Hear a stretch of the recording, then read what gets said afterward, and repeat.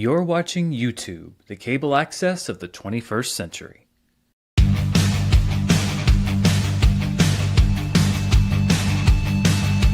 It's Wednesday, it's 4 p.m. where I am, and it's time to talk about movies and answer your questions. Welcome to Dan's World.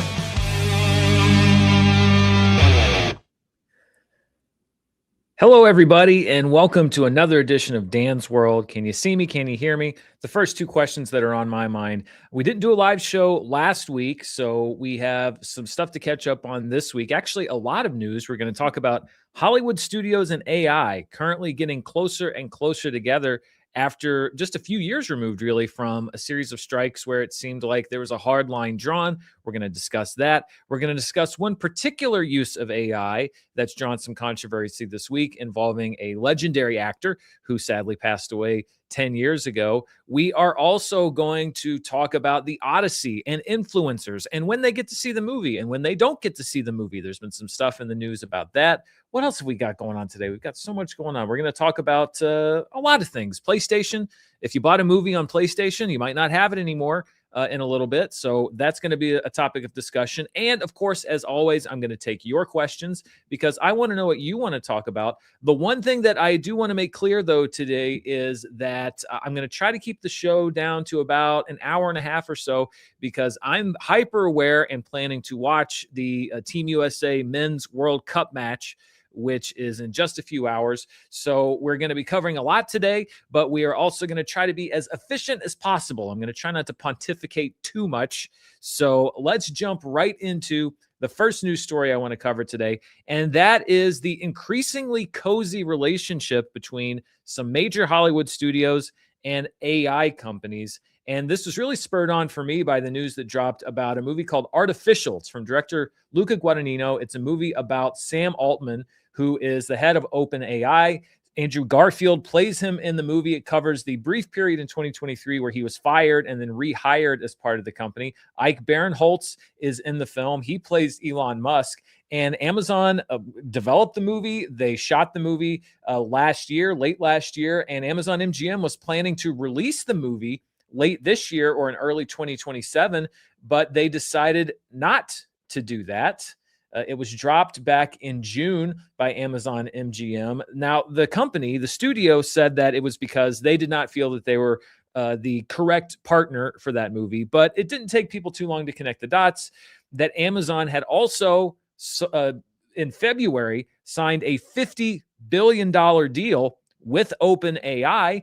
Maybe it was a coincidence that they dropped the movie after it was shot and after they'd read the script. And apparently the preview screenings of the movie have gone well, but the word came out that, this is not the most sympathetic movie to Sam Altman or to Elon Musk. So they decided they were not going to distribute the movie anymore. And there were a lot of different studios that reportedly took a look at it. A24, Focus, Netflix, Warner Brothers, but Neon was the only studio that decided that they were going to buy the film. It wasn't a bidding war situation where Neon won the movie by putting in the highest price. Reportedly, all of those other studios opted not to distribute Artificial. So it will be a Neon release. They're reportedly planning to put it out later this year for awards consideration. But, you have the combination of Amazon MGM deciding that they're not going to release this movie and other studios, given the stars that were attached, given the fact that it apparently has gotten thus far positive reception from the people who have seen it, and the fact that it seems like it would be of interest to people. Why did so many other studios pass on picking up the film? It could be any number of reasons.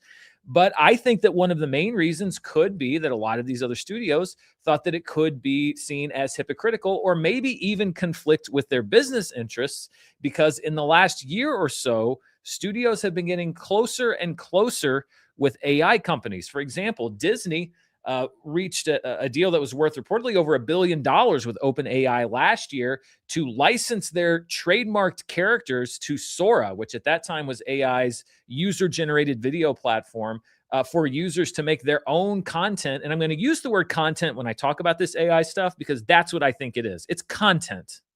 But that deal fell through because OpenAI decided to discontinue Sora to focus on other priorities.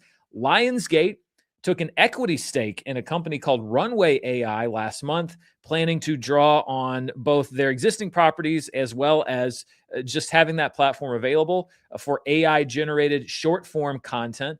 Netflix is reportedly staffing an AI powered experimental animation studio to generate at first short form content and then reportedly again to generate long form content potentially in the future. But this is the one that raised a lot of eyebrows, which is that A24 took a $75 million investment from Google and their DeepMind AI division.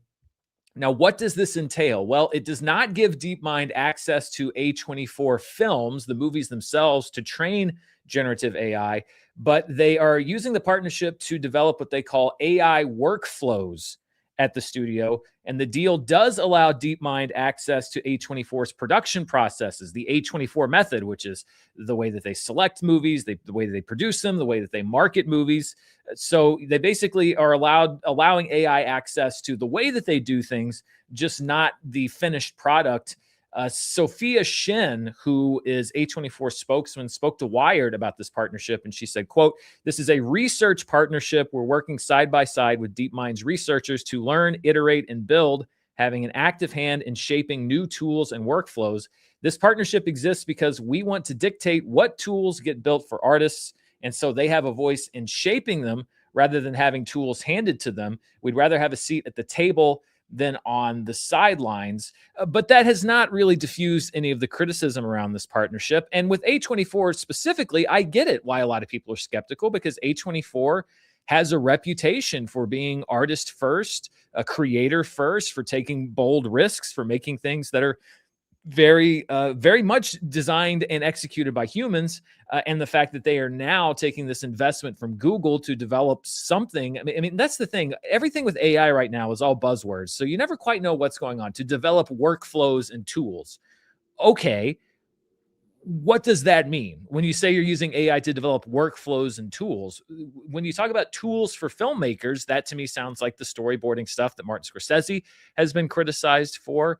What are you talking about exactly? And also, the filmmakers that are choosing to work with A24, are they even interested in using any sort of an AI tool when it comes to making or developing their films? It strikes me that a lot of people who would make an A24 film are not there because they want the latest and cutting edge AI technology. They're there because they're creatives, and AI is not necessarily something they're interested in. And A24 is one of the studios that's going to invest in their creative vision. So to me, what it comes down to is that when you look at the current Hollywood landscape, you have studios that are themselves major global corporations like Disney. You have studios that are parts of a major global corporation, or you have studios that are competing with major global corporations. And right now, just across all sectors of the economy, when it comes to AI, it feels to me like people are investing in AI or taking investments from AI because they are scared. They're scared that they are going to be left behind. They're scared that they are not going to make money that AI could make them, or they're scared that they're going to lose money to the companies that do decide to go and partner with AI. And so now it seems like everybody's jumping on the train. But this is where I think that intersection between art and commerce gets even trickier. It's always been a tricky balance, but I think now even more so. And when you have a tool like AI, it's such a complicated conversation when you try to mix that with art, because so many people have different opinions on it. Some people are just virulently anti-AI. They don't want it anywhere near their films. There are some people like Steven Soderbergh who have openly embraced AI and said, I want to fully use this as a tool in filmmaking. And then you have people in the middle who are skeptical of it. Some people see a use case in functions like we saw with The Brutalist, where you can go in and tweak certain things that are not replicating a performance entirely, but altering it in a very technical way. Some people want to do that. Some people don't want to do that. But A24, they're not dumb.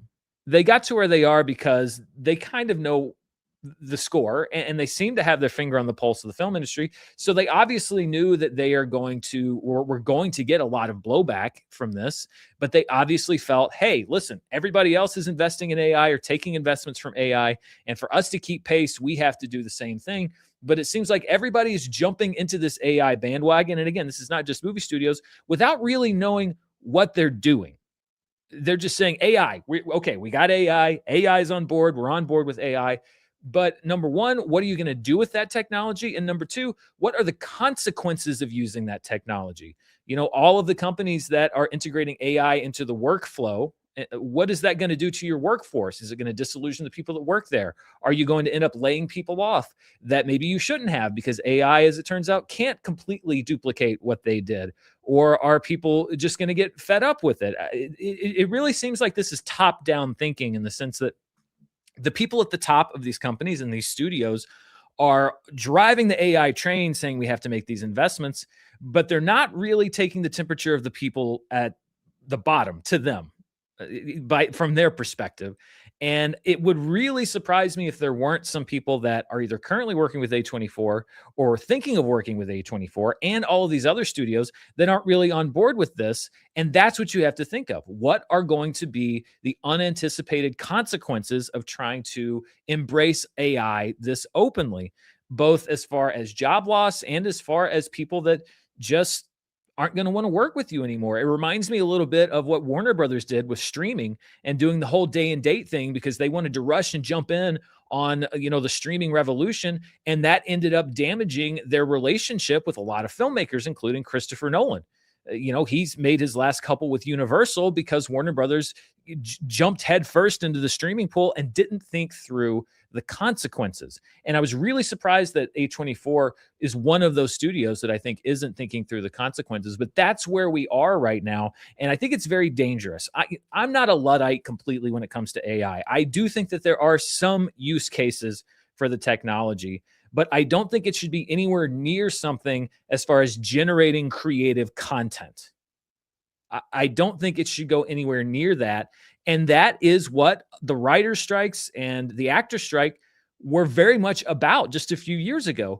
But it turns out, it seems like, as far as the studios go, they saw that sort of labor stoppage as people protecting their money, i.e., protecting their likeness and protecting the use of their work, and not so much protecting the industry, because the industry itself seems to be moving toward AI. And I don't see a whole lot of positive outcomes when it comes to that. Not for the people who make art, just the people who can prompt art or can design technology to replicate art. The people that make art, I don't think are going to come out on top here. But this is what we're seeing more and more. These studios, I think, are as scared as every other corporation out there. And they're saying, we've got to start using AI or we're going to get left behind. And in 5 years, I'm going to be very interested to see where exactly we end up with that, because I think it's going to alienate a lot of people. I think a lot of people are going to lose their jobs. And I think that there are enough people out there in the movie-going public, especially for a studio like A24. I wonder if the PR department was even consulted on this, because I would imagine that the people who go see A24 movies probably are more against the use of AI than even your average moviegoer. But to me, this just tells me that studios are scared. And in their fear, they are selling out. And that's what it is. They're selling out. They're taking money to integrate this technology that nobody really knows the actual potential of. And I'm not a fan. I'm going to be 100% honest. I'm not a fan, and I don't like that so many studios are doing it. And I think it's going to cost everybody a lot. But that's just the way that the industry is going. So we've already seen the consequences of this with one, from movie from an acclaimed director featuring acclaimed actors being pushed away from a studio due to conflicting business interests. Due to conflicting business interests, even if Amazon doesn't want to admit that. I can see no other reason why they would decide, oh yeah, this kind of critical movie about the OpenAI founder or CEO probably isn't the best fit for us after we signed a multi-billion-dollar deal with that same company. It's absolutely deciding that you don't want to have a business conflict of interest. So we've seen the artistic impact on that side. I think we're seeing with A24 the impact on studios that just feel like they have to get in the game. The end game for this is going to be very interesting. And I think that there are going to be a lot of studios who are going to wish that maybe they didn't act so hastily. So that's what's going on with the broader business case use of AI. But there's a specific case use of AI that I wanted to talk about. And it is from Netflix. I mentioned that they have their AI animation studio that they're reportedly trying to build. Well, this week they launched a trailer for a new competition show that debuts in September. About it's Willy Wonka inspired. It's called Wonka's Golden Ticket. And in the first trailer for the show, they used an AI generated voice of Gene Wilder, who, of course, played Willy Wonka in Willy Wonka and the Chocolate Factory. Now, the use of his voice was approved by his estate, and we'll cover that in a minute. But in case you didn't see it, here is a clip from the trailer featuring the AI voice of Gene Wilder. A whole new generation of real-life golden ticket holders will compete for a life-changing prize. The most extraordinary competition on Earth is about to begin. There's no turning back now.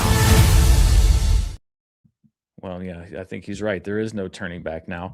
So this was, as I mentioned, approved by Gene Wilder's estate. Gene Wilder died back in 2016. And I think it's very likely, considering that he passed away 10 years ago, this kind of technology, particularly AI, replicating voices, wasn't really even in existence. So I find it very doubtful that he would have specifically approved something like this before he died.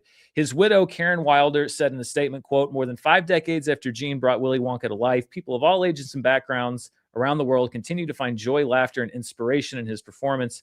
Gene had a remarkable ability to bring humor, wonder, and heart into people's lives, and that connection has endured for generations. We are delighted that Wonka's The Golden Ticket celebrates the warmth and imagination that he brought to the role, introducing that magic to a new generation while honoring the fans who have cherished it for decades." I understand the fact that he's gone and he left a family and he left an estate, and there is perhaps an obligation or perhaps a desire to continue to keep his legacy alive and also to continue to generate income for the people that he left behind. But, I'm just going to be 100% honest here. I don't know if he would have wanted this to happen. I'm not saying he wouldn't have. I don't know Gene Wilder. He didn't tell me before he passed away. But just when you look at the way he felt about, for example, Tim Burton's remake of Charlie and the Chocolate Factory, he very openly said, "I'm not crazy about this because I think it's just kind of a money grab. And I don't know why you would make this movie just because, you felt like you can make a little bit of money off of it." This sort of seems like the same thing. Hey, let's capitalize on Willy Wonka and create a reality game show. What does that really do to enhance the creative legacy of the original movie? It seems to me kind of like a nostalgia money grab. And that seemed like the sort of thing that Gene Wilder wasn't particularly a fan of when he was alive. Now, the company that did this AI voice is called 11 Labs, and they actually own the vocal rights to several different people. This is what the site looks like. It's kind of dystopian. You can go on this website and click those little play buttons and hear the AI voices of all these people like Rock Hudson and Ricardo Montalban. They own the rights to people like Stan Lee, who was exploited up until the day of and now following his death, John Wayne, Judy Garland, J. Robert Oppenheimer, Sir Laurence Olivier, Maya Angelou, and of course, Optimus Prime and the other Transformers, because I guess why not? They should all be behind these legendary celebrities that have passed away.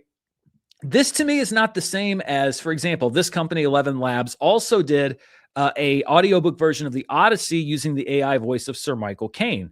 Sir Michael Caine is alive, and he gave his consent to have his voice replicated for AI and used in this Odyssey audiobook. If he wants to do that of his own volition, that's fine. It's his voice. He can do what he wants. But this idea of using people's voices after they've died, long after they've died, to use and to sell and to have them manipulated to say whatever the person wants them to say, that doesn't sit well for me.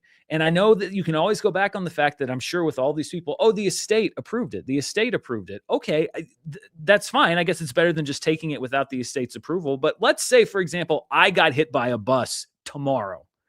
I currently do not have any provisions in any sort of documents that I would leave behind saying, hey, you can't take my likeness and you can't take my voice and you can't license it to an AI company.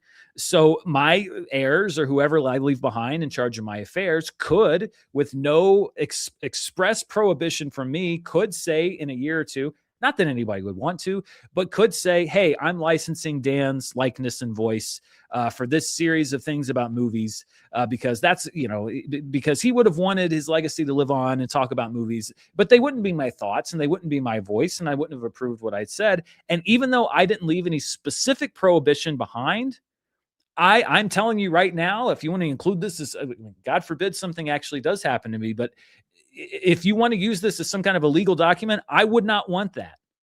I would not want someone to take my voice and my likeness and put it up for sale so that it can be manipulated to advertise or to promote whatever the highest bidder says. I don't want that. And this is where I have a problem with the use of things like Gene Wilder's AI voice clone here.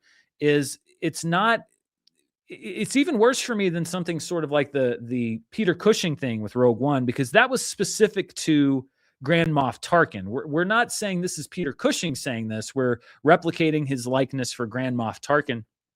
This is sort of an open-ended, available for purchase manipulation of somebody's voice and likeness, and you're basically borrowing against the work that they did when they were alive, without them ever knowing or approving what they did. And some people say like, well, what does it matter? They're dead. They don't care. I understand that, but I'm just saying the idea doesn't sit well with me. Whether I know about it or not, the idea does not sit well with me. And it doesn't sit well with me now that an estate, it's not just licensing somebody's image anymore. It's now saying you can take and manipulate their voice. You're basically selling their identity. And Gene Wilder is now being used nominally to promote a game show featuring a character he played that he has no control over and no approval over. It just doesn't sit well with me. Some people may say if the estate said it was okay, that's fine. But I think that there are times when the estate and the people that are supposed to quote unquote protect someone's image, and I'm not saying that's the case with Gene Wilder, but let's take someone like Stan Lee. There were some major questions about whether the people who were in charge of his affairs were actually protecting his interests, especially towards the end of his life. And I think a lot of those questions still remain to this day. This just gives people, like in that case, a blank check to have them say or do whatever they want, even after their death. And as somebody who would like for there to be some semblance of reality left in my legacy, it just doesn't sit well with me. So I don't like this. And this is another use case of AI where I think there's a lot of conversation and there's a lot of people that feel different ways. But this just feels very dystopian to me. And as someone who's a fan of Gene Wilder, and this was a man who, especially later in his career, chose not to work very much, chose to be very selective about what projects he did and what he lent his name and his likeness and his voice to. He didn't plaster himself everywhere. Even knowing about his work and his history, I mean, he was a very meticulous person about his performances and about what he brought to the screen. And I just don't like it. I do not like it. So, yeah. All right, let's get off the AI controversy of the day or controversy of the week and talk about a major Hollywood studio. And any other week, this would be the top news. A major Hollywood studio that soon will not have a corporate parent. And I'm talking about NBC Universal. For the past 15 years, NBC Universal has been part of Comcast. They merged back in 2011, but Comcast is going to spin NBC Universal off into its own company. So Comcast will be a separate communication company. NBC Universal, will be its own company consisting of course, the studio, Universal Studios, the NBC and Telemundo networks, NBC News, Peacock, Bravo, the theme parks division, and Sky, which Comcast acquired back in 2018. Comcast, of course, will still be the broadband provider and all of that stuff.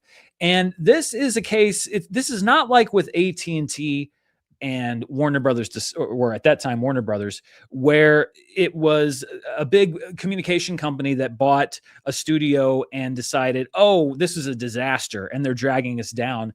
This was a case where a company in really Comcast back in 2011 decided that they were going to buy a movie studio because at that time, at 2011, it looked like that vertical integration was the way to go. That if you're going to own IP and movies and stuff, then it was advantageous for you as a company to own all of the distribution, cable networks, all of that stuff, TV networks in one company, because the media industry was completely different back then. We didn't have streaming networks. It was much more traditional. You had a movie that you could advertise on your broadcast networks, that you could put in your theme parks, that it was like one branch. And now it's so insane, the fact that people are leaving traditional network altogether and they're going to social media, and that YouTube is now the most watched platform, I think, in the world. The fact that we now have streaming and different streaming divisions, the fact that you have more consolidation between different studios, that whole vertical integration system just doesn't seem like it is the way of the future in the way that it did 15 years ago. And a lot of people are saying, this is not an indication that one side of this or the other is weak. They actually think that both companies are going to be better off because of this, because the other side of the company is not going to be encumbered by the things that are now clunky. So Comcast isn't going to be kind of encumbered by all of the crazy stuff that comes now with owning a media network or a media division, and NBC Universal will be freed from being the corporate, child or co-partner of a communication network when things are changing so much differently there. So this is a bit different than we saw with Warner Brothers and AT&T, where it was like, oh, this is a big mistake. We shouldn't have done this. Now, of course, there's been speculation immediately about acquisition, because now that NBC Universal won't be part of a corporate parent, people are saying, well, okay, does this make NBC Universal now primed to merge with another studio? And from the articles that I've read and the research that I've done, it seems like any sort of acquisition talk is much more on the Comcast side. Comcast merging with, say, Charter or another company like that. We're running out of internet providers at this point, but also under this administration, monopoly rules seem to have gone out the window. So the Comcast side of things is where I've seen most people discuss any sort of potential merger. If you were going to buy NBC Universal, it's not like buying a studio or even a studio and a streaming division like we saw with Warner Brothers. If you want to buy NBC Universal, you're going to own a broadcast network in NBC, which comes with its own difficulties as far as the FCC and getting approval. You're also buying a theme park division. You're buying a few cable networks still, like I said, Bravo, and you've got Telemundo, plus you've got Peacock. So it's a bit more complicated than just buying a movie studio like we've seen in some of these other cases. And and both CEOs have said they have no interest in merging. Of course, CEOs have said that before. But I think that, to me, this doesn't really pose a threat to the sovereignty of Universal as a studio, as much as perhaps signal more consolidation on the communication side of things. Not that that's great either.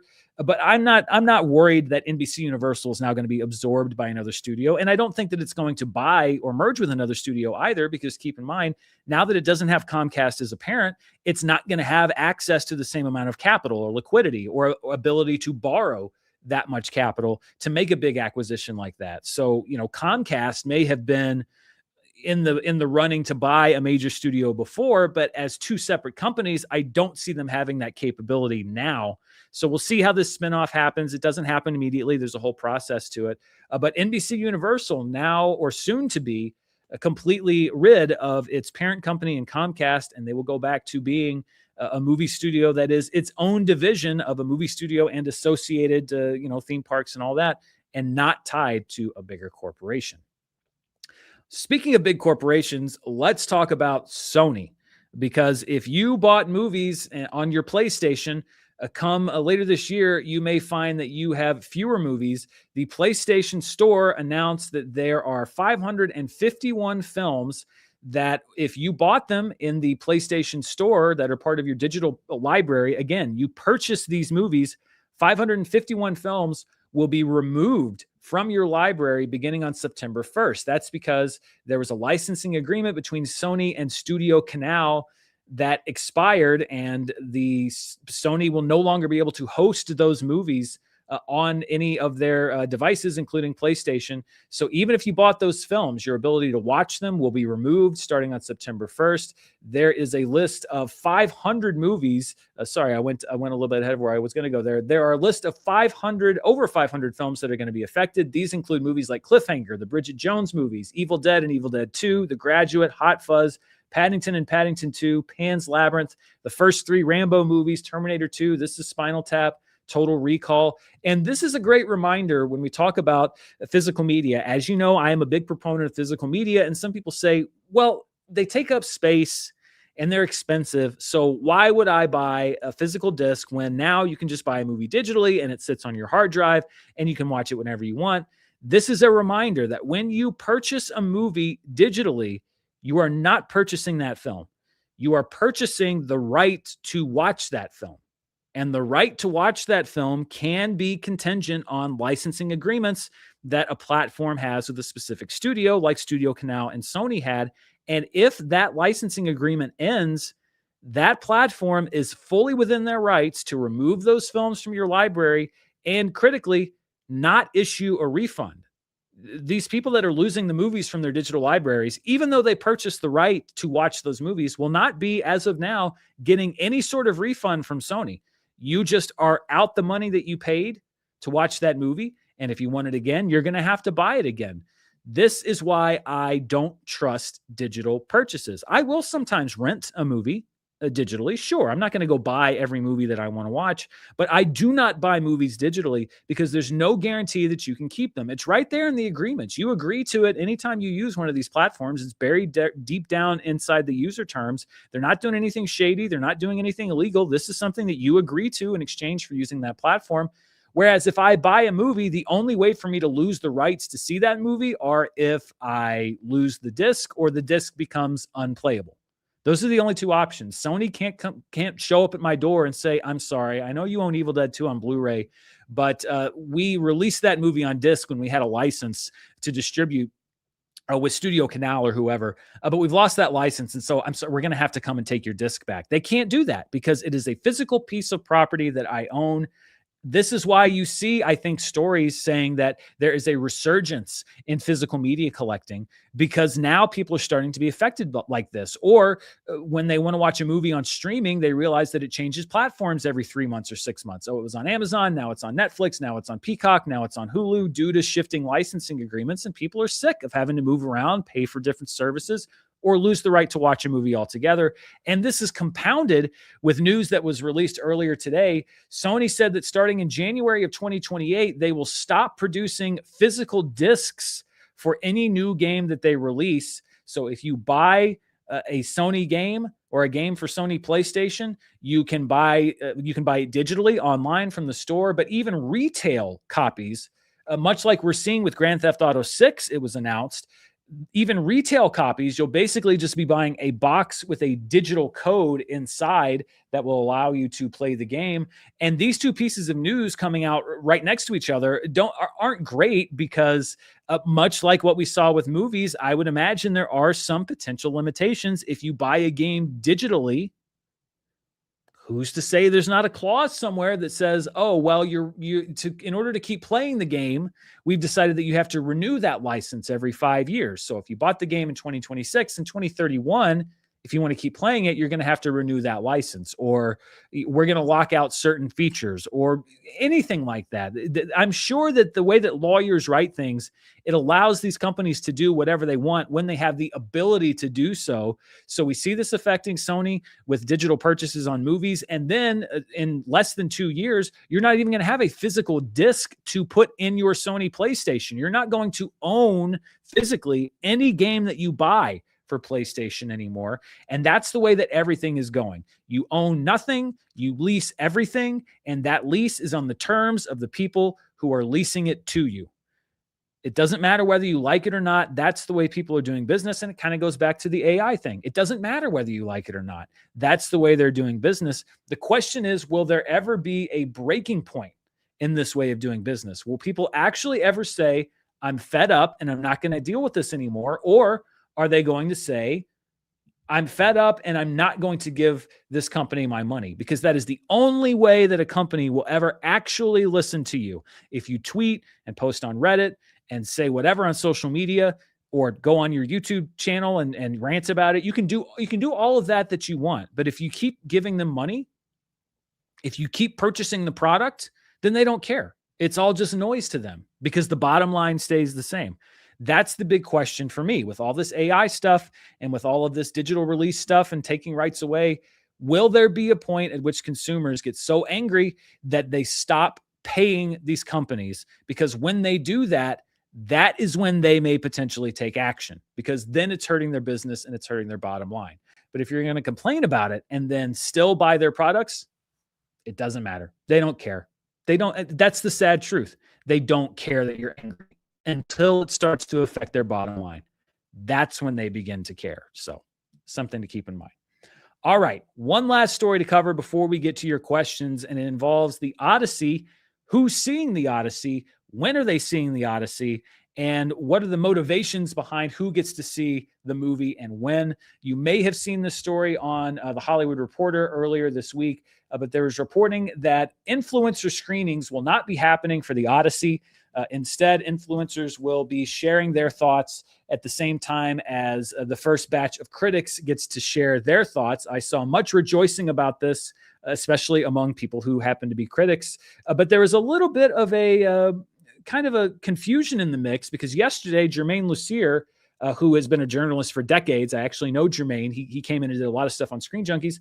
He posted an article on Gizmodo saying, well, no, actually influencers are seeing the Odyssey earlier, because he saw posts on social media from people yesterday, I think, or a couple days ago, that were watching the Odyssey, that were at the first screening of the Odyssey. And he basically kind of pulled the curtain back to say it's not necessarily that influencers aren't seeing the Odyssey early. It's that influencers are not being allowed to share their social media thoughts on the Odyssey until that social media embargo drops, I think on next week, on July 6th. The premiere for the Odyssey is next week. From what I've read, and this isn't officially confirmed, but from what I've read, the social media embargo will drop after the premiere, which is customary because it is a big screening and they invite a lot of actors and critics and influencers, et cetera, to the official premiere. So instead of not showing the movie to influencers, they basically are just saying, hey, you can't share your thoughts as early as everybody else. And it's going to be mixed in with a lot more people who are not influencers, who are critics and journalists, et cetera, who will then be sharing their thoughts. Keeping in mind that that is still over a week before the actual official review embargo drops, which is the Wednesday before the movie opens. But there is sometimes some confusion over like who gets to see what movie and when and why and how. And that article specifically from Jermaine, like I said, I love Jermaine. He's a great guy. I think that he was a little annoyed that there were some influencers still that were getting to see the movie before he did. And I get it. He's been a journalist in the game for decades, but at the same time, Jermaine is in the first group to see almost every movie. I mean, he has enjoyed, and through the fruits of his hard work over many years, he is absolutely usually in the very, very first group to see a movie, who can share it on social media, etc. And I think that this was just kind of saying like, well, wait a minute, there's still people seeing it early, but I thought, they weren't going to get to see it early. And the idea of influence, there's kind of a war brewing between influencers and critics. And to me, they're two separate things. The reactions, the social media stuff, that's reported as if all influencers are critics and vice versa, but they're two very different things. So influencers, okay, let's break down who gets to see a movie generally. And I'm talking about a big Hollywood movie. Who gets to see a movie when? Usually there is one set of screenings right before the press junket for the movie. And the people who usually go to that set of screenings, that's where you see journalists. That's where you now see a lot of influencers. And that's where you see some critics as well, because the press junket is where you interview the stars. And those interviews generally are meant to be promotional interviews for the movie. So when you're showing it to the people who are talking to the stars of the film, you are showing it to the folks that are there, not necessarily to review the movie, but they're there to interview the people who are in it. And so what studios have done a lot now is they've said, okay, we're going to include influencers in this group because they're the ones that are out there making content and doing stuff with the stars and talking to them. We're going to include them. And generally, I will say generally, not necessarily as a rule, but generally, these early reviews, these first reactions are very positive. Sometimes they match the eventual critical consensus, and sometimes they don't match the eventual critical consensus. For example, Disclosure Day had its first reactions out on, let's see here, what date was it? May 27th. So Disclosure Day, first reactions dropped on May 27th. That was nearly 2 weeks before critics were allowed to release their full reviews. Now, critical reviews were still positive, but they weren't necessarily as positive as those first reactions. The same thing happened with Supergirl, although to a bigger degree. Supergirl first reactions dropped on June 18th. So the first reactions to Supergirl came out on June 18th. That was 6 days before the embargo on full reviews was lifted. And the early reactions were much more positive generally for Supergirl than they were for the critical community at large. Now, there were still some people that said, I didn't really know if it was very good. But again, most of the people that are getting to do these early reactions now aren't critics. They used to be. It used to be that critics were the first group to see a film, but now influencers have kind of taken that over. And that's because no studio is obligated to show a movie to critics at all before a movie comes out. It's just sort of the way that things are done now. But with the rise of the influencer, and remember, the role of an influencer is not to give an artistic review of a movie. Generally, there are some influencers who are critics, but most influencers, I would say, are not critics. They are there to bring their clout to a movie, their following, and they are also there sometimes to have access to the stars, to bring the stars' clout to their social media platform. So it is a mutually beneficial relationship. The studios benefit because they have people with huge followings that are covering the movie. The movie benefits because they have these influencers that are, or the influencers, I should say, benefit because they get to have the participation of these stars. And so it's completely different from reviewing a film. It's part of the marketing. Now, I think where there is a bit of a gray line is that studios have now started including some influencers in their official marketing materials. So they'll show a movie to an influencer early, and then the influencer will put out a video saying, oh my God, and I'm doing the holding the microphone thing, I saw Masters of the Universe, and it is the best movie ever. Supergirl is the most incredible film I've seen this year. You've probably seen it. They've really been on the rise this summer. That raises some interesting questions because what was there anything exchanged for that? If somebody is making a custom piece of video content for a movie talking about how great it is, that is then used in the official promotional materials for that movie, was there an exchange there? Was there a monetary exchange? Is it a specific promise of access in return in exchange for a full review? Those are the questions that actually people have asked about critics for years, and I can say that that's not the case for critics. But is that the case for influencers? Only because they are specifically being used in the marketing, and they're so positive and sort of in very digestible sound bites. I think that's something that does need to be answered. But honestly, I don't get bent out of shape that influencers get to see a movie first because they are part of the marketing. That's the whole point.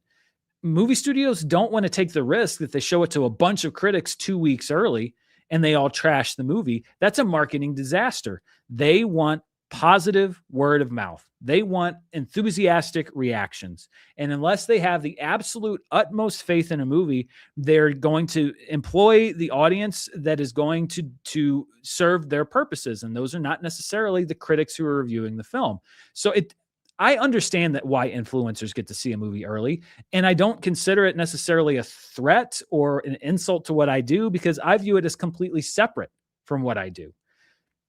The role has changed over the years. I think that's why a lot of critics are upset because they don't get to see a movie as early because studios used to have to begrudgingly rely on critics before a movie came out, hoping for good reviews in order to market the movie. And now they don't necessarily have to hope as much because it's two different things. If I lose access to a movie, early access to a movie, I can still review that movie when it comes out. It may not be as beneficial to my channel, but I can still review that movie when I come out. If an influencer loses access to the talent involved with the movie, then they can't necessarily still do what they do. And again, I'm not saying that anybody's out there lying between their teeth. I'm just saying that you're going to the movie for different reasons. What you get out of it is completely different. So anyway, the first wave of a screening is usually influencers, journalists covering the press junket. Then you have what I call the premiere people.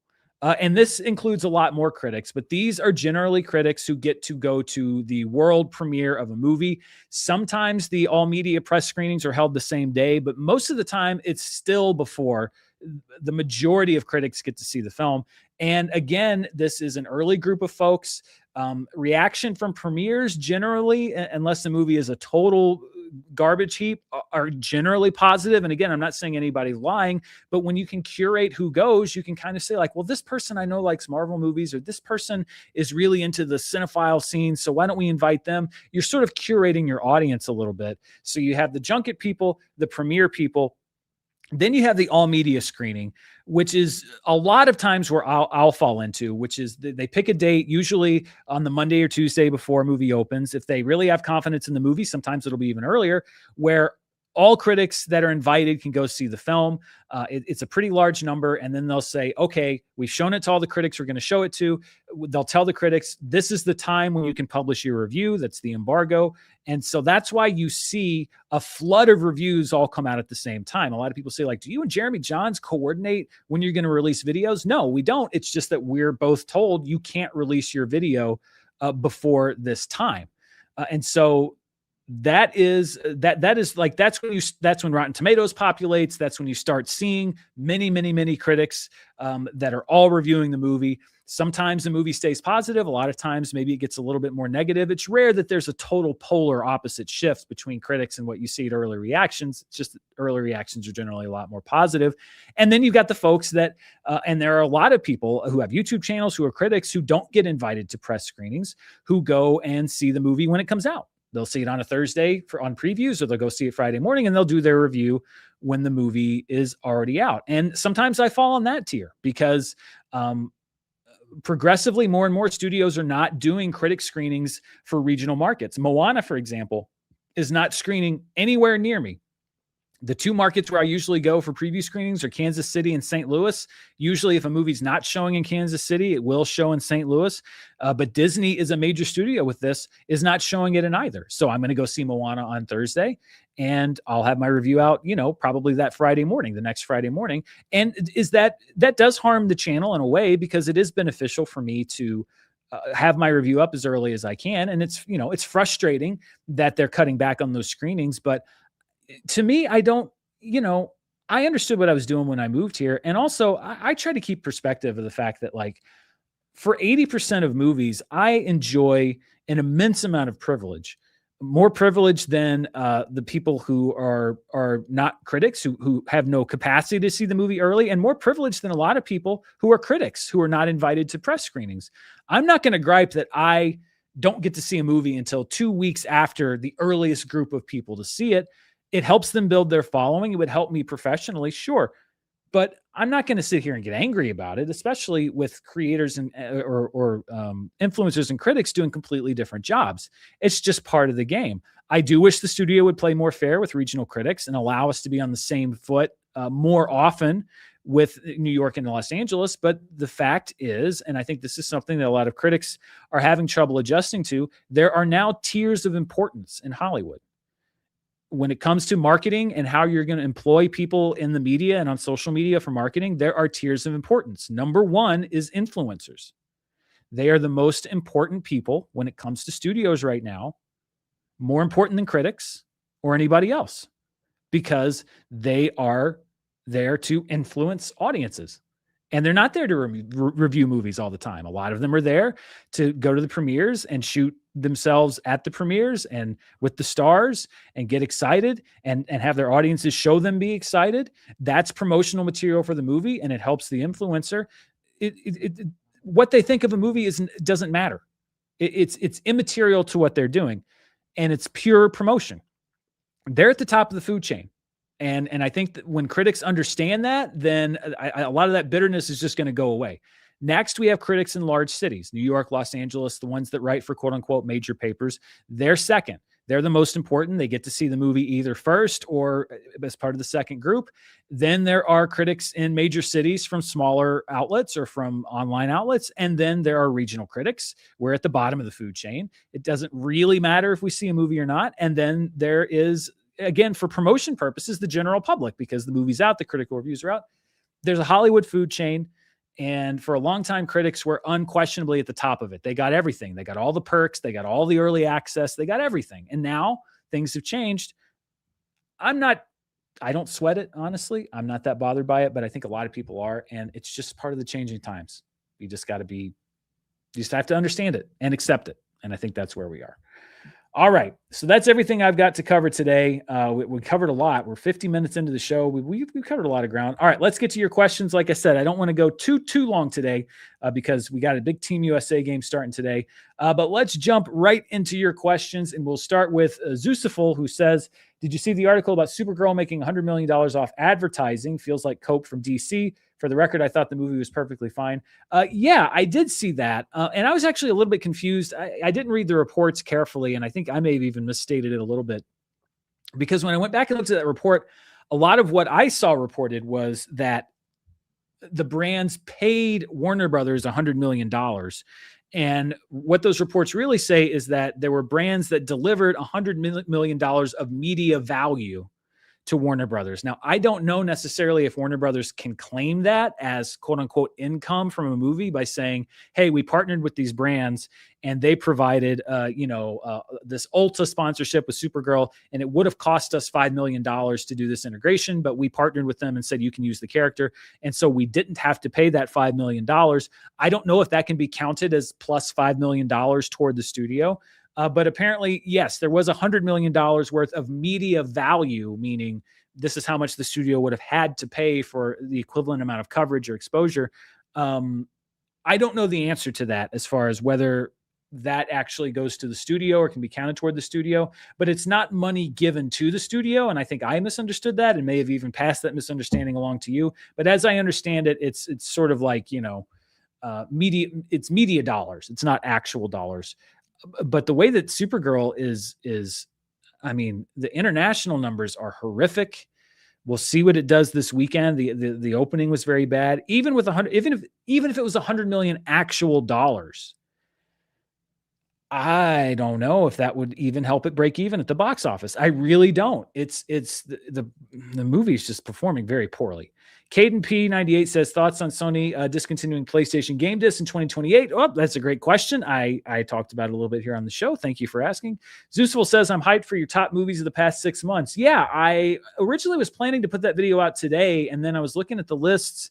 I was compiling the lists of what the critical consensus was on the top 10 to include my video, and there were 2 or 3 that I really felt like I should watch before I put the video out, even though I thought I covered all my bases.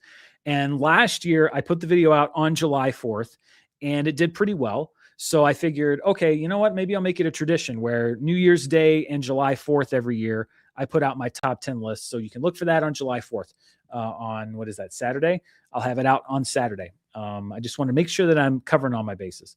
Rochester Producers 8847 says, just here for Dan's real review of Minions and Monsters. What commitment to the bit? I listen, I was as shocked as anybody else that I ended up giving Minions and Monsters a positive review. But hopefully it proves, if anyone didn't believe me, that I actually don't prejudge movies and that I do walk into every movie hoping that it's good.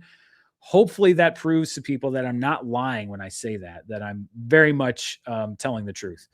Let's see. The next one is from the Tyler Take. Said, what do you think of the World Cup so far? I've been loving it. I mean, the knockout round adds a little bit more drama to a lot of the games. I just watched the England-Congo game a little bit earlier today while I was prepping this show. I think that all the games in the knockout round have been pretty good so far. I mean, France kind of ran away with it, but I've enjoyed it. I hope the USA can keep it going tonight. And I mean, I don't watch soccer or football. that often, but I do love the World Cup, and I've seen some fantastic games. I mean, even teams that may be eliminated or might not go much further. But when you look at what Congo did, or Ivory Coast, or some of these teams where there's no other tournament where they could go as far as they did or do as well as they've done. So I'm loving it. I'm having a great time with it. Rochester Producers 8847 says, also got to hear your thoughts on The Furious. You might hear a little bit more about it later this week, but I really liked it. I love a good action movie, and I thought that it was a really solid action movie. And it had a pretty good story behind it as well. So yeah, thumbs up. Z Strike 026 says, any thoughts on the Onion's reboot of InfoWars? Well, that's a little outside my usual wheelhouse on the channel, but I don't want to get too far in the weeds here, but I think that the impetus behind InfoWars changing ownership was warranted. I think a lot of the things that were said on the old InfoWars were absolutely abhorrent and indefensible. And I don't think that anybody was persecuted for what was said on the old InfoWars. I think that the result of what happened was the logical conclusion for saying those kinds of things. So I was not against the changing of hands, and I think that it's kind of hilarious that the Onion was the one that ended up with it. But yeah, I was not exactly an InfoWars fan ahead of time, and I think that if something like that's going to happen, then why not use something that I think was used, in my opinion, too often, and not always, but often, to spread misinformation or outright lies. Why not make that into a sort of parody of itself? So that's what I think.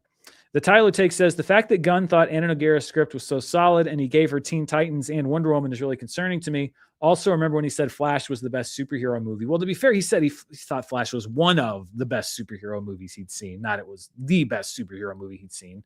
I would disagree on both counts. I mean, I've seen that a lot going around a lot, that it's concerning. I would be curious to read her original script. I think that some of the problems that were in the movie existed on the page. I don't think you can make a movie that didn't work in a lot of the structural ways that Supergirl didn't work for me and have it not be on the page. But I also would love to see, I just want to read it. What is it about that screenplay? Was it fundamentally different from what ended up getting made, or was it the same movie? And then I think you can call James Gunn's ability to recognize a good script more into question. But I'd love to read the original script before passing judgment on that. Henry Robbins 625 says, with X-Men 97 out and Doomsday on the horizon, any chance we'll get an X-Men movie ranking video soon? Thanks for all your incredible work. I don't know. The thing with the X-Men is, it's the interesting thing for me, I think, with a franchise ranking video is when there's a lot of room in the middle. So it's like, what the top's going to be, what the bottom's going to be, but what's that middle portion going to be? And for me, there aren't a whole lot of X-Men movies in the middle where it's like, oh yeah, it was good, but like debatable. Like, I think it's very sort of stratified between the two layers. So I don't know if I would do an X-Men ranking movie video, just because it feels like I would just be saying the same movies that everybody knows are great, and the same ones that everybody knows are bad, and not much in the middle. So it's not on my to-do list, but it's an interesting idea. Potter Potty 01 says, hey, Dan, with the UK government saying it will investigate the Warner Brothers Paramount merger, do you think they can really affect it, or are they just saber rattling, looking for a payoff or job guarantees? Well, it depends. If they legitimately want to hold it up, they can. And keep in mind, Warner Brothers is also on the clock. They've got I think September 30th is the longest they can go without closing this deal before they have to start paying their ticking fee. But would it surprise me if a government was feigning interest in regulating a merger, just looking for a handout? No, it wouldn't surprise me at all. It all just comes down to, do you have confidence that they are acting in the interests of competition and the people, or are they looking for some kind of a monetary advantage? I wish that question wasn't hard to answer, but progressively more and more it is. So yes, they can actually cause trouble by holding it up and by actually, investigating for several months if they truly believe that's necessary. But do you believe that is actually the motive? I'm not so sure. N Shearer 01 says, important question, Mountain Dew or crab juice? Well, I've got to be 100% honest. I don't know if I'm familiar with crab juice. That might be a regional thing. I don't usually drink regular soda anyway. If I do drink soda, it's usually a diet soda just because I can't tolerate sugar very well. I'm not diabetic. My stomach can't tolerate sugar very well. But I mean, I enjoy a good diet Mountain Dew, and I would drink a regular Mountain Dew. So just because I don't know crab juice, I would say Mountain Dew. Potter Potty01 says, just came out of Supergirl. That was a movie. How much rope do you think James Gunn has left before they hang him with it? Well, I mean, it's kind of interesting because we don't really know where David Ellison's head is right now. If Warner Brothers was still independent, I'd say he has at least through Man of Tomorrow.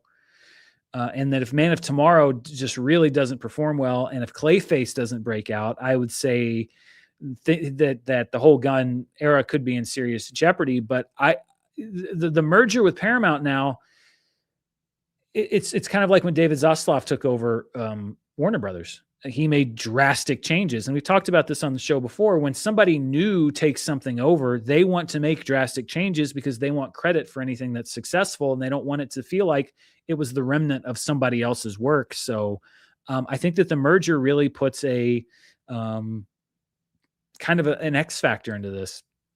Do I think that David Ellison's going to immediately fire James Gunn? Not necessarily, but I think that that's on the table and not necessarily out of the realm of possibility. But regardless, I think at most he's got through Man of Tomorrow. And if Man of Tomorrow doesn't work, he could be in some serious trouble. Boomer Bust says, you're running the new Star Wars trilogy. Studio wants you to pick 3 directors and a writer for the trilogy Bible. How would you pick your team? I mean, I thought you were going to ask who, and I don't want to sit here and think of answers. Pick 3 directors and a writer for the trilogy Bible. Well, I think the first thing you have to do is just take pitches, take a lot of pitches, take pitches from people who are established and love Star Wars, take pitches from people who are unknowns and love Star Wars.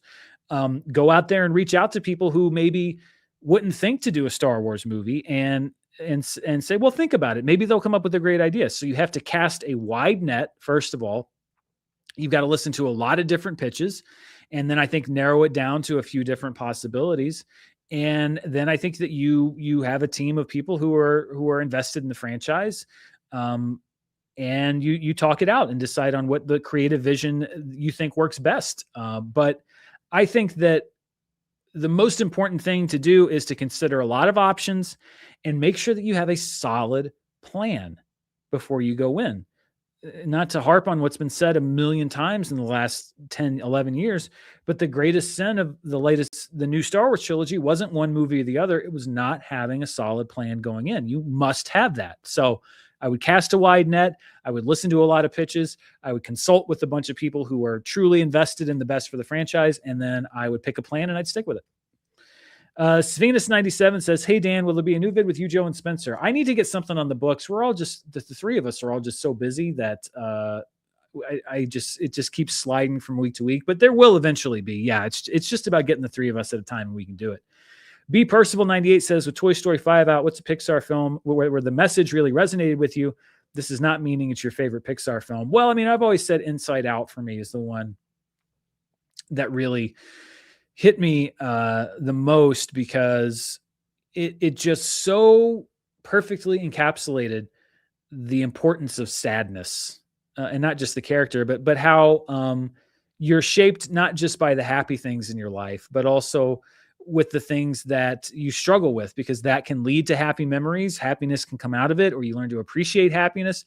And the fact that you can make a movie like that, that's so for kids. I mean, kids can sit there and enjoy Inside Out, but speaks so simply but relatably to adults, that it just really touched me.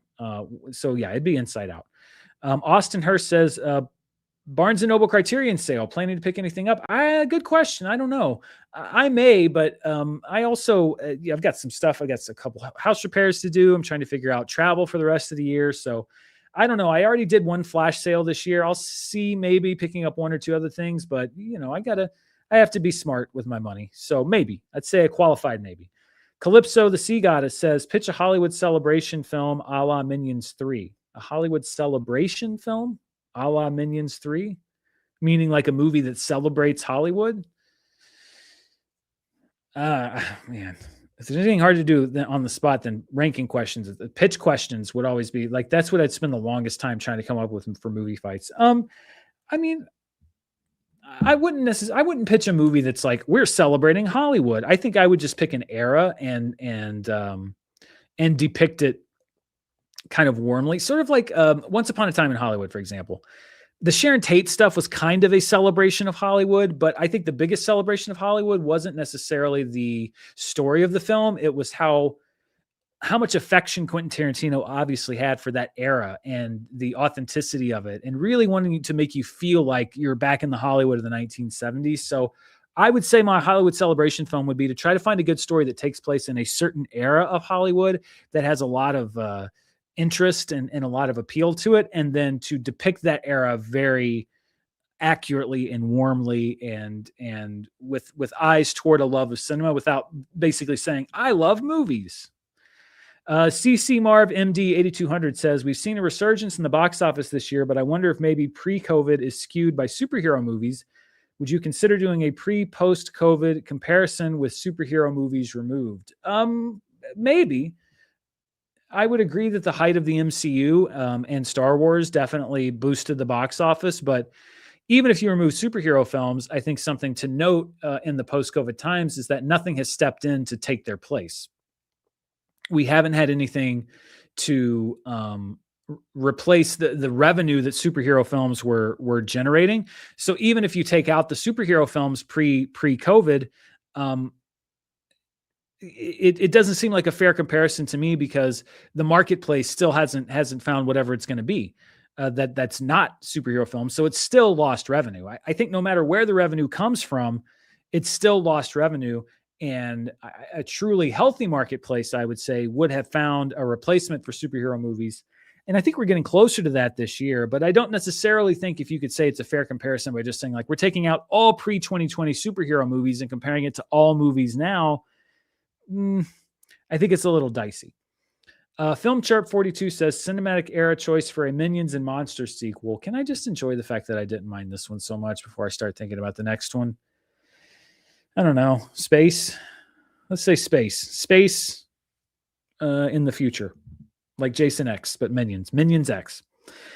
I Got Wheels 18 says, can you recommend a good, bad movie? Me and my friend are doing a monthly bad movie night. We've done Cats, Morbius, and your favorite Ice Cube movie, which I'm guessing is War of the Worlds. I mean, there's the cliche ones like Birdemic and The Room and The Happening. Those are my go-to bad movies. Jaws 4, it's a pretty bad movie, but that one's not even as much fun bad as it is bad. So yeah, my go-tos are always Birdemic, The Room, and The Happening. K Stepco says, happy Canada Day to all Canadian viewers. Happy Canada Day to you. Congratulations on moving on into the round of 16. I'll probably be watching that game. Film Chart 42 says, any movies that make you read the book or vice versa? Yeah, Dune. I read the book after I saw the first Dune movie. I've been thinking about reading Project Hail Mary. I just don't get time to read a whole lot. It's mostly audiobooks, but I'm thinking about getting the audiobook for Project Hail Mary. So yeah, I'd say that happens fairly often. Joker Card 2009 says, what are your thoughts on Eggers' werewolf trailer? Yeah, I saw that. I'm intrigued by it. Excuse me. It kind of reminds me of what I said, just based on the look of it, of what I thought about Oppenheimer when I finally saw it, which is like, this feels like the culmination of everything that Christopher Nolan has done to this point.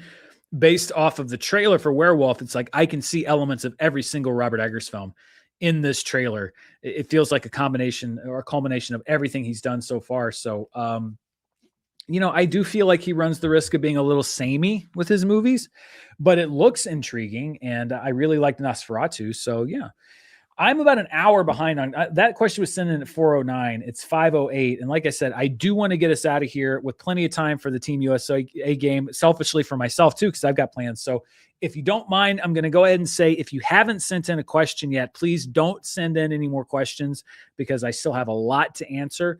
So if you have a question right now, please hold it as of 5:09 with peace and love. Please hold any further questions until next week, just to make sure we can get out on time and I'm not rushing through your questions too much. Having said that, let's get to the rest of your questions. This is from K Sepco, an early happy 250th birthday to the USA from your neighbor to the north. Thank you very much. And I'm glad that we, as a people, not necessarily as governments, can be such good neighbors, because I harbor no ill will toward Canada, and I feel like that a lot of that goes the other way around. We just have to get the bureaucrats out of the way. Mariana 11 says, do you prefer Lars Van Trier or Michael Haneke? I don't know if I've seen enough of their total filmographies to make a definitive choice there. Honestly, I would have to, I think I'd have to see a lot more from each of them before I could say, yes, this one over the other. Lars Van Trier, he does some stuff that's a little too much for me. So I think it would be tough for me to watch some of his films, not a lot of them, but a few. But yeah, it kind of goes both ways. So yeah, I don't know. Inconclusive information for me to determine that. B Percival 98 says, look at what Ford, the car company, did where they had to rehire many engineers because AI was not doing what they thought it would. And that's what I mean when I say people, these companies, including studios, are looking before they leap. They're listening to what these AI companies are saying AI can do, and they're implementing these sweeping changes and then finding out later that, oh, wait, the technology actually can't do what we thought it could do. That's not how it should work. You should have to prove your worth as an AI company, and that's where we're at the stage. They're being valued highly, but many of them have yet to prove their worth. And I think that that's going to lead to a lot of pain in the marketplace because it's for that exact reason. Oh, yeah, we're going to implement this thing. Well, does it work? I don't know. We'll figure it out. I don't agree. Call Me Lady O says, hi, Dan. Noticed during your Toy Story box office comparisons, you didn't include Lightyear. Any reason why? Also, do you think Lionsgate should re-release Michael as a sing-along to get to $1 billion? I didn't include Lightyear because it just didn't feel like part of the Toy Story franchise to me. It was so different. It wasn't even like if it had been a Buzz Lightyear spinoff in the sense of this is the character from Toy Story, Buzz Lightyear, then I might have included it. But it's not even set in the same universe as the Toy Story movies. So it just didn't feel like a actual legitimate comparison to me. It was such a weird idea for a movie anyway. And like I said, I think most Toy Story fans have forgotten that film even exists. Do I think Lionsgate should re-release Michael as a sing-along to get to $1 billion? I mean, they could, sure. Why not? I'm surprised they actually didn't do it to begin with, but Gerardo A. Ariano says, do you think GTA 6 release will affect the I'm guessing you mean box office. Very possibly, depending on when GTA 6 actually does finally come out. I think that you could see a decline in other. I think it could have an effect on streaming viewership, television viewership, box office. I mean, this is something that people have waited a very, very long time for. So yeah, I think that you could see it affect the box office, but would it go to zero or anything like that? Not necessarily, because it is going to capture a huge part of one specific demographic, but there's plenty of other people out there. But yes, I think it will have an effect. Daiji Shinomori says, thoughts on Pillion? Someone here said they saw on Letterboxd that you saw it. Glad you're back after the Minions body snatch after the movie review. Well, I don't want to give too much away about the movies that I put on my top 10 list or didn't, but I'd say I enjoyed it. I thought the performances in it were very good. It's pretty extreme, but yeah, it's one of those movies that it's hard to just watch and immediately say this is what I thought, because you kind of have to think about it a little bit. And I'm sort of in the processing stage, but I'd say I liked it. I enjoyed it. Wells 009 says, please accept this $5 as a down payment toward the purchase of your voice and likeness. I hope everyone is looking forward to charts with AI, Dan. Never. I will take your $5, but you do not have rights to my voice and likeness. I guess charts would maybe be the only thing you could possibly do with an AI me, because it's just numbers, but it's not me. Like, and it just feels weird, the idea of me still continuing to say and do things that somebody else says I should, that someone else is like pulling the strings after I die. Like, that's just creepy to me. Black Bag V says, hey, Dan, has your opinion on Interstellar improved over the years? I was a rabid supporter of it for a decade, but now see it to be a deeply flawed mess with some beauty and technical wizardry. Yeah, I would say that my opinion of it hasn't really changed that much. I'm maybe a little less negative on it than I was. That was a very take-heavy time. And I've come to accept its flaws a little bit more and appreciate its the great things about it. And it does have some amazing things. But overall, I'm kind of with you. I think it's a flawed movie that is exceptionally well made. I mean, I would say, for example, even though it's not one of my favorite movies, if you're going to compile a list of must-see 21st century movies, I think Interstellar has to be on there because of the scale of the filmmaking and because of what it does right. But no, I'd say my overall opinion hasn't changed that much. It's not one of my favorite movies, but it is an incredibly well made one. Cartoon 49 says, what are the chances of Obsession getting Oscar nominations? I would say Indy Neveretti probably has the best chance. Other than that, I don't see it getting anything else really.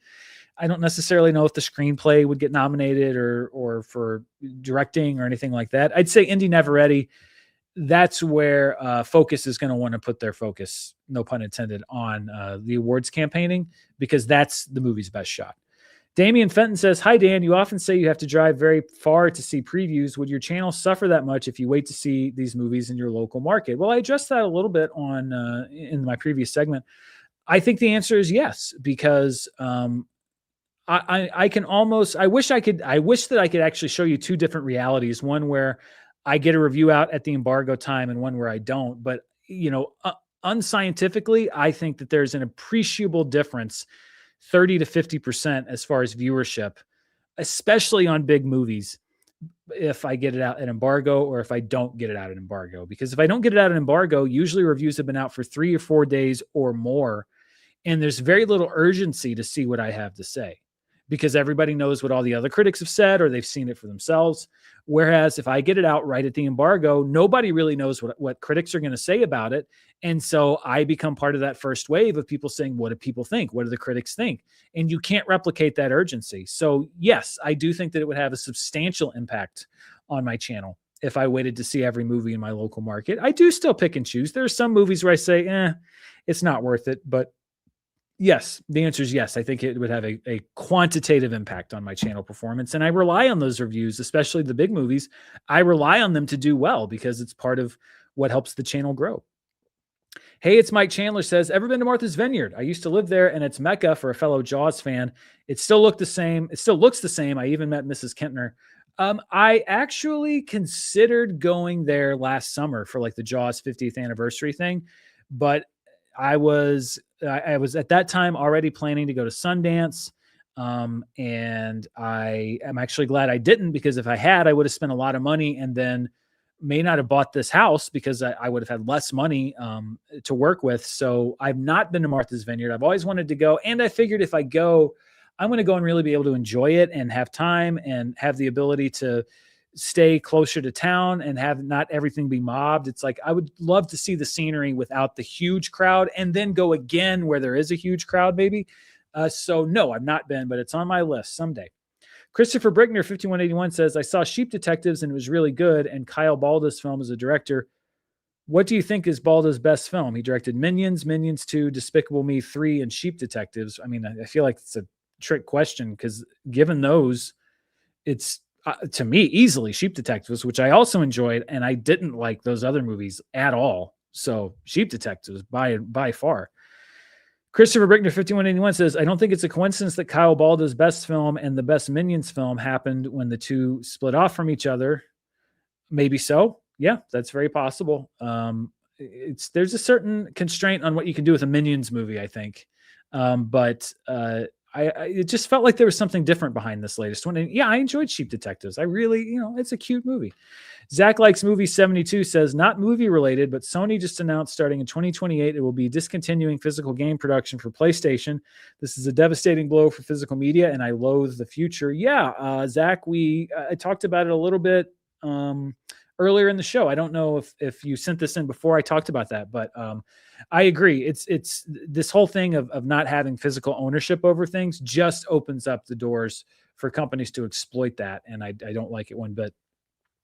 Hello, Joseph83 said, what would be a bigger event, the next Nolan movie or the next non-Avatar Cameron movie? Well, I think a lot of it depends on the reaction to the Odyssey, but I think for me, it would be the next non-Avatar Cameron movie because it'd be the first movie he's made that's not an Avatar film since Titanic, I think. So in almost 30 years, it would be the first James Cameron film that's not non-Avatar. So I say non-Avatar Cameron movie, but a lot of people would probably say Nolan.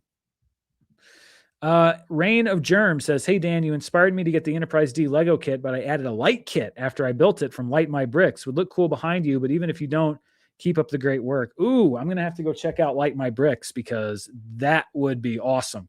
I'm gonna have to look up that light kit. Thank you for the recommendation. I'm gonna research that.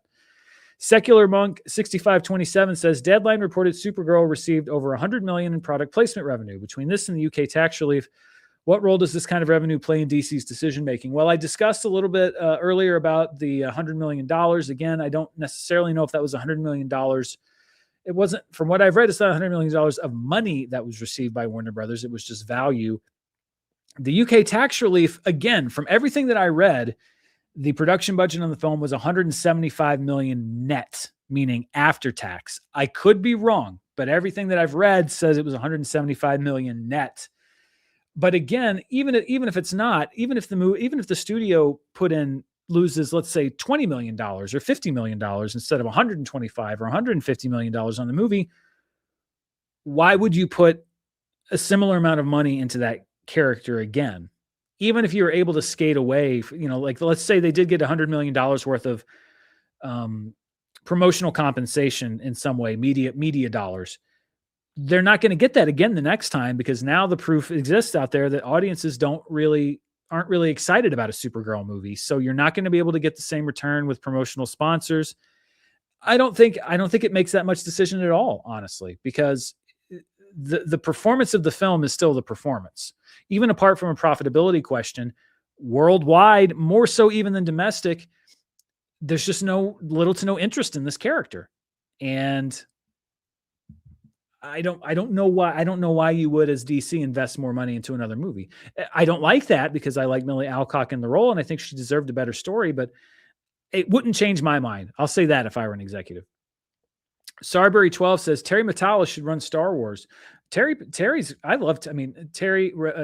last season of Star Trek Picard. I know Terry, he's a great guy.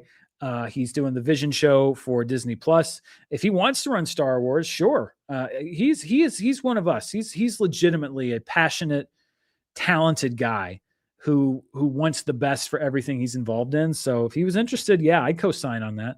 Salmonella X1L says, "Are you going to see Backrooms extended cut next week?" No, I doubt that I will. I enjoyed Backrooms, but I'm not aching to see whatever the extended cut comes or whatever might be in that extended version. So no, I doubt it, but I think it's a good idea to get more people out to theaters.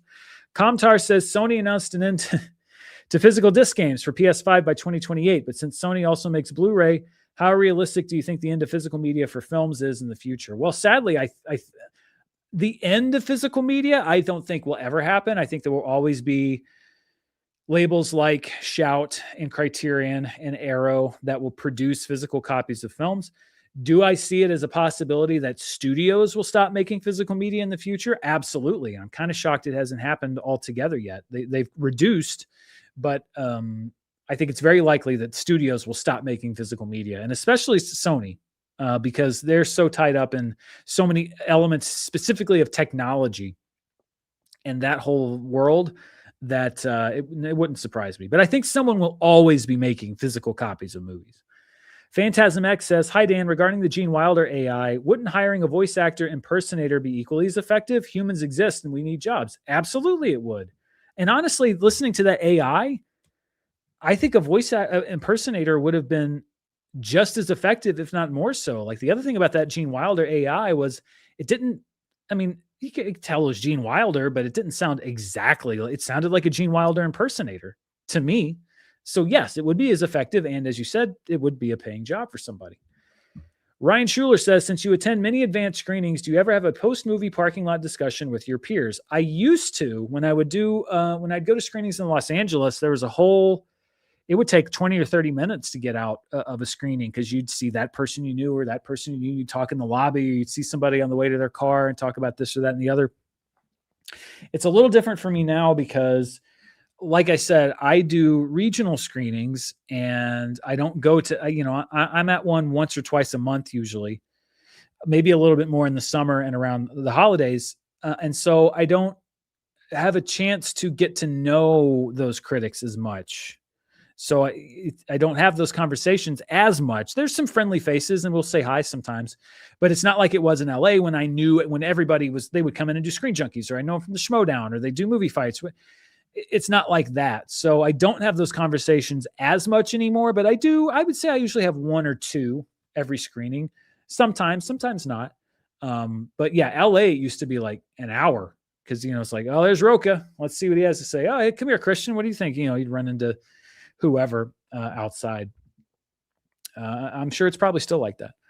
Misael Barian says, Dan, have you ever thought about doing second reviews on some movies? I know my opinions on some have swayed over time. Big fan, man.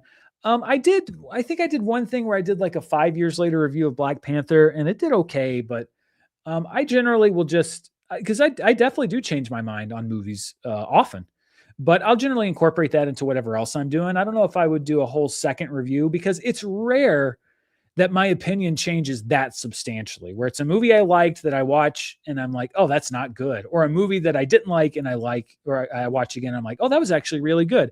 It's rare for me to swing that hard on a movie. But I'd say maybe if it was something that was like a big enough swing, but it's very rare that actually happens. All right, let's see. Those are all the questions that I've gotten. There's so many people that commented also in the chat, but we're running up against it. Let's see. What embargo is lifting on the 6th and what is lifting on the 15th? I guess you're referring to the Odyssey. As I understand it, the social media embargo lifts on the 6th and the review embargo lifts on the 15th. Don't get me started on the social media embargo. It used to be so that you could tweet something out after you saw it. And now those and I have friends that do it, and I'm not blaming them for doing it, but they do the out of the theater reactions because it's like, well, it's not a review. This is my reaction. And I can do a social media reaction, but it's like a 3 to 5 minute review. It's a review.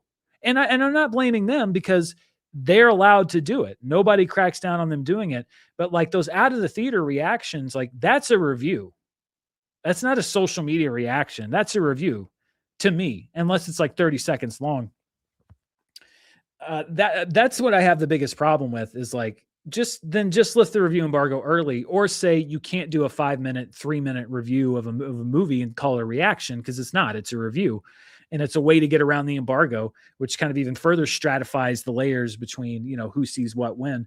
But yes, as I understand it, social media embargo goes down or is lifted on the 6th. Review embargo is lifted on the 15th. As I understand it, those things can also change. So that's just as I understand it. Favorite Denzel Washington, Tony Scott collab, leaning towards Unstoppable. I'd have to think about that one. I did like Man on Fire a lot. Let's see. I feel like these Illumination writers are smart and just shackled by the studio's system, maybe. That's very possible with Minions, etc. Let's see. Can't wait to reevaluate something that was already acclaimed. Yeah, can't reevaluate something that was already acclaimed. That's my problem. It's like, I just don't change my mind very much. All right. I think we got one more question that came in, and then we're going to wrap it up because I got to get to Team USA, and this show actually needs to be packaged and uploaded and edited and all that stuff. So let's wrap it up here. Let's see. Christopher Brickner, 5181 says, it's been over a decade since Force Awakens came out. It is bad that there doesn't seem to be a growing revaluation for the sequels amongst younger generations.